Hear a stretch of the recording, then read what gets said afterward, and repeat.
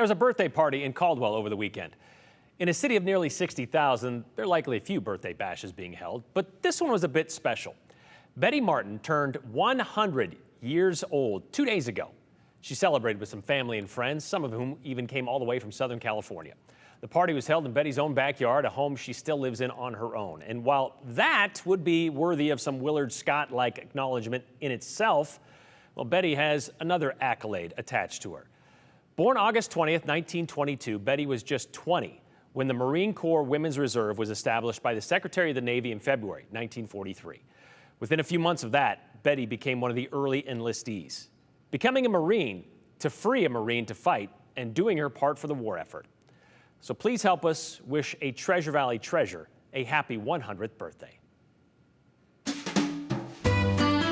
I grew up in the era of movie stars and glamour and excitement. To hear Betty Martin describe her childhood, and my life was so boring. Her upbringing, My father and my mother were so strict. seemed to be more I couldn't get by with anything, about keeping her down. and I was always resentful.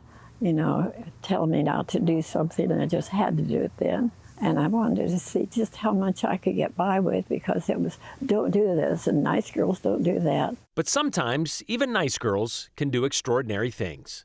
I was always somebody that wanted to do something special, but I wasn't special, and I knew it. Betty's road to remarkability revealed itself I was going to art school in California, and I was living by myself in a little apartment. when she was just 19. And one Sunday night, I was listening to the music on the radio, and suddenly this voice comes with the radio and said, "We are interrupting this program to bring you the news.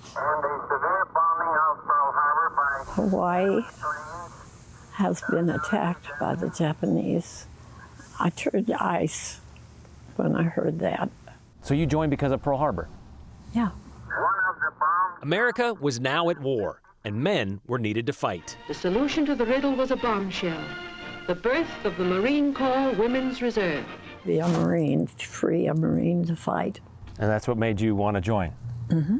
So Betty I just remember that day. jumped on a bus. I had to go from Burbank to Los Angeles, and I walked in, and I said, "Is this where you go to sign up for the Women Marine?" And he says, "Yes, it is. Come on in." Betty joined the Marine Corps May 16th, 1943. So what did they do? They gave us tickets and sent us to New York City. And during those early days before uniforms, they had to bring their own clothes. We have to buy these old lady shoes. We have to have cotton Nile stockings that go all the way up. We have to wear a girdle. And when we go buy them, the officers, they would whack us on the butt to make sure we're wearing it, because they didn't want us to be too suggestive. That was just one way Betty and her fellow female Marines were made to feel inferior. Most of the men were too proud to welcome them into the Corps. Put women in it, it took away all the glamour of being a Marine. Undeterred, and on the last day of instruction, Betty learned her assignment. And on my board, it said aerial photography. So she was sent to North Carolina. I lived upstairs in that building. And aside from training, Right, O'Blank, march. The part that it instills in you 3, 4, are the drums and the music and the stomping and the marching. Betty practiced taking pictures, most of them on base. We had to take all kinds of pictures, so I've I got see. lots of good-looking men in there. And this is our flight school. Okay. How often do you look at these and think about all the things you've... That one I look at quite often.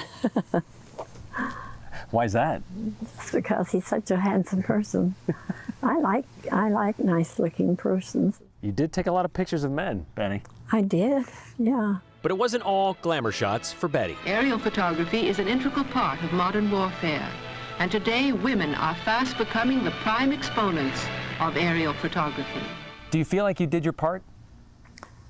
Yeah, I did. All of us did. These are the women of America who have picked up the gauntlet. They always say once a Marine, always a Marine, right? That's true. I cry. I cry every time I hear the march. Why? Out of sentiment. I'm just so proud of them. I went into something I knew nothing about, and I fell in love with it. It is something that will always mean something bigger than I am. You feel like you're really something special. I don't think I'll ever get over it. She got to be something special after all. Betty spent 3 years in the Marine Corps and was honorably discharged as a corporal. She then went back to art school in California, became an accomplished photographer, a draftsman, and even learned to stain glass. Well, these days, like I said, she lives alone in Caldwell with her cat and a tree filled with apples.